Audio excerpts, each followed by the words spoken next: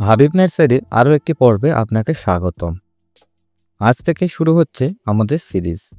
আর এই ভিডিওটি series introduction এবং ছোট চারাগাছ প্রতিস্থাপন করার বিষয়ে বলা হবে এবং কোন ধরনের মিডিয়া সব থেকে ভালো এই ছোট গাছগুলির জন্য সেটিও দেখানো হবে। এই কয়টি বিষয় নিয়ে সিরিজের প্রথম দিন। Series introduction. ছোট থেকে একটি চারাগাছ বড় করে তাকে ফুল ধরানো হবে এই সিরিজের মধ্যেই। সিরিজের সময় 4 মাস। 4 মাস কন্টিনিউ আমরা আপনাদেরকে আপডেট দিতে থাকব সিরিজের মাধ্যমে। যে চারাগাছগুলি আমরা রোপণ করব সেগুলি হলো গোল্ডেন সানশাইন, 7 স্টার, কায়াটা, থাইডেলাইট, শোভরা, ক্যালিফোর্নিয়া গোল্ড, থিমা পিচ, বাটারকাপ, চকলেট ব্রাউন এবং রেড ট্যাংলং। এই গাছগুলোকে সব থেকে কম পরিমাণে খাবার আমরা ব্যবহার করে সর্বোচ্চ গ্রোথ সাথে ফুলও আন। এটি কিন্তু আমাদের জন্য একটি চ্যালেঞ্জের বিষয়, কারণ এর মধ্যে কিছু আইডিয়া আছে যেগুলি 4 মাসের মধ্যে ফুল আনা সম্ভব না। এই সিরিজের বিষয়ে আরও অনেক কিছু বলা যায়, কিন্তু এই পর্যন্ত আমরা ইন্ট্রোডাকশন শেষ করছি।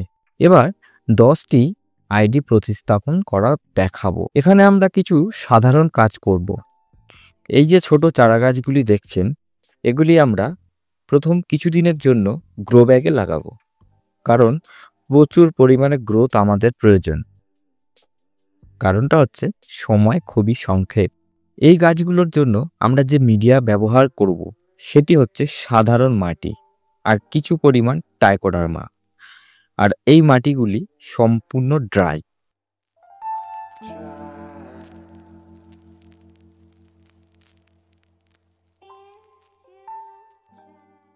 এবার গাছগুলি গ্রো ব্যাগে প্রতিস্থাপন করি এবং সাথে সাথে কিছু টিপসও আপনাদেরকে বলি। মাটি ড্রাই নেওয়ার কারণ, মাটি যখন রোদে শুকায় তখন তার ভিতরে থাকা সমস্ত ক্ষতিকারক ফাঙ্গাস এবং ব্যাকটেরিয়া তাই মারা যায়।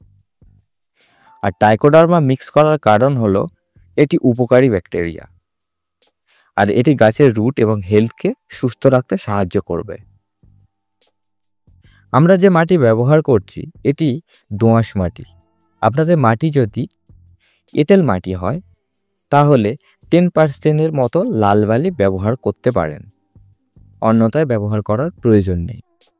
এখন অনেকের মনে প্রশ্ন আসতে পারে, আমরা ছোট টব না ব্যবহার করে গ্রো ব্যাগ কেন ব্যবহার করছি? এর একটা বড় কারণ আছে।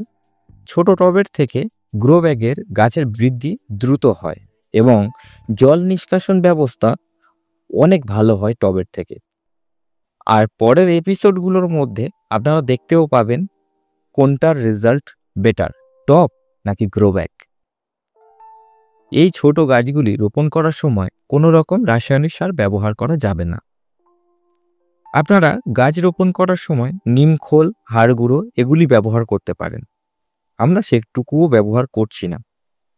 আপনারা যদি চান ব্যবহার করতে পারেন, অন্যথায় ব্যবহার করার দরকার নেই। আমাদের সমস্ত গাছ এখন গ্রো ব্যাগে লাগানো কমপ্লিট। এবার অল্প পরিমাণ জল দিয়ে দেব এবং গাছগুলিকে 2 থেকে 3 দিনের জন্য সেমি শেডের মধ্যে রেখে দেব। আপাতত আমাদের কাজ শেষ। পরের সপ্তাহে এর আপডেট নিয়ে আসব। আর এই এপিসোডগুলি পরস্পর দেখার জন্য একটি প্লেলিস্ট বানানো হবে, সেখান থেকে আপনারা ভিডিওগুলি একসঙ্গে পেয়ে যাবে। এই এপিসোডে আমরা একজন উইনারকে বেছে নিয়েছি। তিনি হচ্ছে প্রলয় পাল মহাশয়। ওনার জন্য থাকছে একটি অ্যাডানা বাগান বিলাস। ইনি সব থেকে বেশি কমেন্ট করেছেন আমাদের ভিডিওগুলিতে। ধন্যবাদ প্রলয় পালকে সব থেকে বেশি কমেন্ট করার জন্য। আপনি আমাদের ফোন নম্বর 6290743504 এই নম্বরে যোগাযোগ করবেন। ধন্যবাদ সবাইকে ভিডিওটি এতক্ষণ ধৈর্য ধরে দেখার জন্য। দেখা হচ্ছে পরের একটি এপিসোডে। সবাই সুস্থ থাকবেন, ভালো থাকবেন।